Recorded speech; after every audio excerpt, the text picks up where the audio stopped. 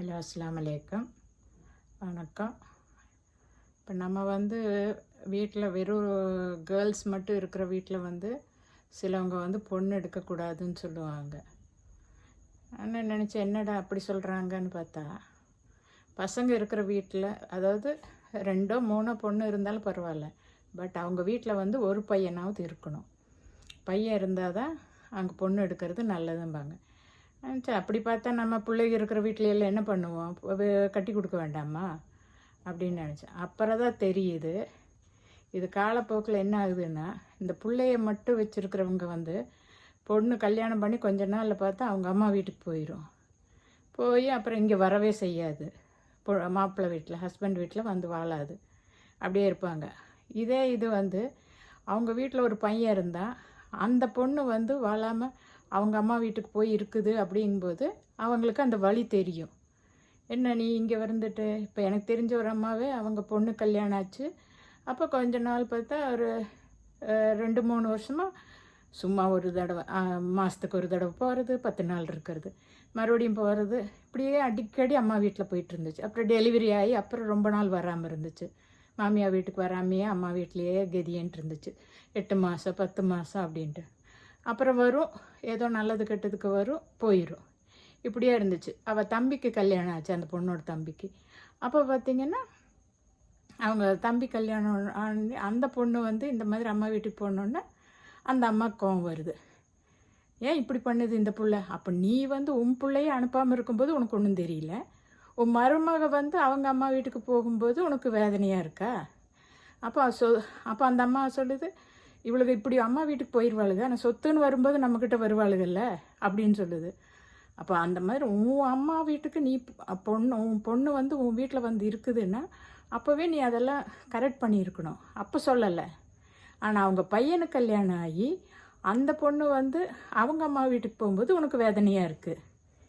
இதுக்கு தான் இந்த பையன் இருக்கிற வீட்டில் பொண்ணு எடுக்கணும்னு சொல்கிறது. இப்போ தான் தெரிஞ்சது. இது நடந்த பிறகு தான் அந்த அம்மா சொல்லும்போது தான் எனக்கு கிளிக்காச்சு. ஓ, இதுக்கு தான் சொல்கிறாங்களோ, இந்த மாதிரி பொண்ணு பையன் இருக்கிற வீட்டில் தான் பொண்ணு எடுக்கணும் அப்படின்னு சொல்கிறதுக்கு காரணம் இது தான், இல்லாமல் வேற ஒன்றும் இல்லை. அதாவது அப்போ தான் அந்த அனுபவிக்கிறது, இவங்க செய்கிற இது அவங்களுக்கு ரிட்டர்ன் அவங்க மருமக செய்வா அப்படிங்கிறது அவங்க எய்ம். அதனால தான் அவங்க சொல்கிறது பொண்ணு பையன் இல்லாத வீட்டில் பொண்ணு எடுக்கக்கூடாது அப்படின்னு. அது இதுக்கு தான் மெயின் திங்ஸு, வேறு ஒன்றும் பிரச்சனை இல்லை. சங்கதி இது தான். ஏன்னா இப்போ இருக்கிற பிள்ளைகளை எல்லாம் அந்த அம்மா காலையிலேருந்து ஒரு 10 தடவை ஃபோன் பண்ணுவாங்க. இடம் கட்டி கொடுத்தாச்சு, அவள் இருக்கட்டும், அவள் வாழட்டும், நல்லது கெட்டது அவள் வீட்டில் அவன் புருஷ வீட்டில் இருந்துட்டு தெரிஞ்சுக்கிட்டும், அங்கே ஆள் இருக்கிறாங்களோ இல்லையோ. கொஞ்சம் நல்லது சொல்லி கொடுத்தீங்கன்னா அந்த பொண்ணு அப்போ தான் அவளுக்கு வாழ்க்கை என்னங்கிறது தெரியும். திடீர்னு நம்ம செத்துட்டோம், நம்ம பொண்ணு அனாதையாக இருக்கக்கூடாது.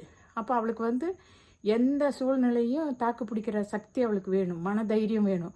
இது எப்போவுமே நம்ம போய் அவளுக்கு பின்னாடியே போயிட்டு இது இப்படி செய், அது அப்படி செய், அம்மா இது செய்யட்டா இப்படி பொண்ணு கேட்டு வாழ்ந்துச்சுன்னா என்ன யூஸ் இருக்குது? அவளுக்கு அவளோட லைஃப்னு. இப்போ நம்மெல்லாம் எப்படி வந்தோம்? நம்ம அம்மா பின்னாடியே போயிட்டா வந்தோம்? இல்லை. நம்ம போய் மாமியார் வீட்டில் இருந்து நம்ம அனுபவித்து நல்லது கெட்டது தெரிஞ்சு இருக்கிறதா. போக வேண்டாம்னு சொல்லலை, அம்மா வீட்டுக்கு போங்க வாங்க, அதெல்லாம் இருக்க வேண்டியதா. அதுக்குன்னு ஒரே அடியாக போய் டேர் அடிக்கிறது, போனால் மாதத்தில் ஒரு 10 நாள் அங்கே இருக்க, 15 நாள் இருந்துட்டு வர்றது, அப்புறம் கொஞ்ச நாள் இருந்து மறுபடியும் ஸ்கூல் லீவு, மறுபடியும் போகிறது. இது முக்கால்வாசி வீட்டில் நடக்கும். இன்னொரு தம்பிக்கோ அண்ணனுக்கோ கல்யாணம் ஆகிற வரைக்கும் தான் இதெல்லாம். அதுக்கப்புறம் தான் அந்த வித்தியாசம் தெரியும். அங்கே போனால் அவள் வீட்டுக்கு போகும்போது இவள் போய் வேலை செய்ய வேண்டி வரும். அப்படி இப்படிங்கிற சூழ்நிலை வரும்போது அவளுக்கு ஓரளவுக்கு தெரிஞ்சிடும், சரி இதுதான் பிரச்சனை, அதுக்கு நான் மாமியார் வீட்டிலே இருந்துக்கலாம் அப்படின்னு. அம்மா வீட்டில் சொல்லி கொடுக்கணும். அம்மாவுக்கு நம்ம பொண்ணு தான், இல்லைன்னு சொல்லலை. அதுக்குன்னு ரொம்ப இது பண்ணக்கூடாது. இப்போ நான்லாம் கல்யாணம் ஆகி போகிற நேரத்தில் எங்கள் அப்பா எங்கிட்ட சொன்னார், அவங்க வீட்லேயே டைனிங் டேபிள் எல்லாம் இருக்குது, நம்ம வீட்லேயும் இருக்குது. பட் எங்கள் அப்பா எங்கிட்ட ஒரே ஒரு வார்த்தை சொன்னார், நீ இங்கே டைனிங் டேபிளில் உட்காந்து சாப்பிட்டுட்ருக்குற, நீ அங்கே போனீங்கன்னா அதே மாதிரி டைனிங் டேபிளில் உட்காராது. அவங்க எங்கே உட்காடுறாங்களோ அங்கே தான் நம்ம உட்காந்து சாப்பிட்ணும். நம்ம வீட்டில் சாப்பிட்றோங்கிறதுக்காக அவங்க வீட்டில் போய் டைனிங் டேபிள் உட்காரணுன்னு நீ நினைக்கக்கூடாது. அவங்க எங்கே இருக்கிறாங்களோ கீழே உட்காந்து தரையில் பாய் விரிச்சோ இல்லை சும்மா உட்காந்து பலகை போட்டு அந்த மாதிரி. அப்போ அங்கே அந்த காலத்துலலாம் அவங்க பலகை போட்டு தான் உட்காந்து சாப்பிட்டுட்டு இருந்தாங்க. ஆம்பளைங்கெல்லாம் டேபிளில் உட்காந்து சாப்பிடுவாங்க, லேடிஸ் எல்லாம் நாங்கள் கிச்சனில் உட்காந்து சாப்பிடுவோம். அப்போ எனக்கு இன்னும் இப்போ எனக்கு கிட்டத்தட்ட 60 வயசு ஆச்சு. ஆனாலும் அந்த அப்பா சொன்ன அந்த வேர்டு வந்து இன்னும் மைண்டில் நிற்கிது. எதனாலனா நம்ம வந்து நம்ம பிள்ளைகளுக்கு நல்லது சொல்லி கொடுத்தோம்னா நல்லது தான் நடக்கும். அதனால் கெட்டு போக மாட்டோம். நம்ம பிள்ளைய கெட்டு போகாது, நல்லது தான். நாளைக்கு அவள் குழந்தைகளுக்கும் அவள் வந்து சொல்லி கொடுக்கணும், இந்த மாதிரி பண்ணாத. இப்போ பாருங்கள், இன்றைக்கி நியூஸில் பார்த்தா ஒரு 14 வயசு பையன் அவங்க அம்மாவையே அதாவது கத்திரிக்கோள் வச்சு குத்தி இருக்கிறான். இதெல்லாம் வந்து சின்னதுலேயே 2 அடி அடித்து வளர்த்துனா ஒன்றும் தப்பு இல்லை. நம்மளுக்கு ஒரு 8-10 வயசு வரைக்கும் குழந்தைகளை அடித்து வளர்த்துற இது இருக்குது. ஏன்னா அப்போ தான் நம்ம பேச்சு கேட்பானுங்க. 10 வயசுக்கு மேலே ஆயிட்டானுங்கன்னா நம்ம பேச்சு கேட்க மாட்டேன், போமா அப்படிம்பானுங்க. அப்போ அந்த 10 வயசு வரைக்கும் செல்லம் கொடுக்காதீங்க. கொடுக்க வேண்டிய இடத்துல கொடுங்க. சும்மா அடம் பிடிக்கிறான்னு எல்லாத்தையும் வாங்கி கொடுக்கறது, ஒரு இது கேட்டான்னு உடனே கையில் எடுத்து கொடுத்துறது, அந்த மாதிரி பண்ணக்கூடாது. அழுகிறானா அடம் பிடிக்கிறான்னா நிறுத்துங்க. கொஞ்ச நேரம் நிறுத்திட்டு, நீ அழுகாத, நீ அழுகிறத நிறுத்தினீன்னா நான் உனக்கு தர்றேன் அப்படின்னு சொல்லுங்கள். அப்போ அவன் அழுகிறத நிறுத்தினான்னா அப்போ கொடுங்க.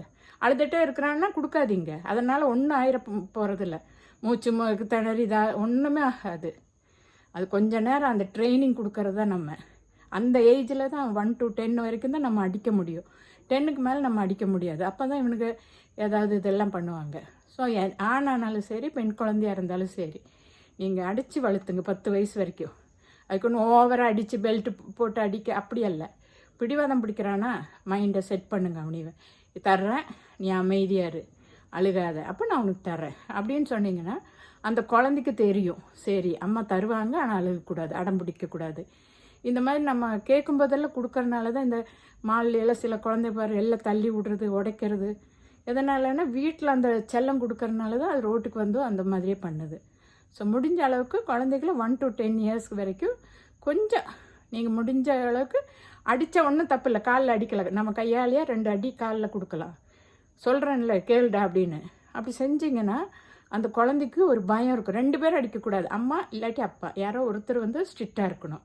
2 பேரும் செல்லம் கொடுத்துட்டிங்கன்னா அப்புறம் தலைக்கு மேலே ஏறிச்சுன்னா ஒன்றும் நம்ம பண்ண முடியாது. ஸோ இதெல்லாம் வந்து ஒரு இதாக எடுத்துக்கோங்க. தேங்க்யூ, பாய்.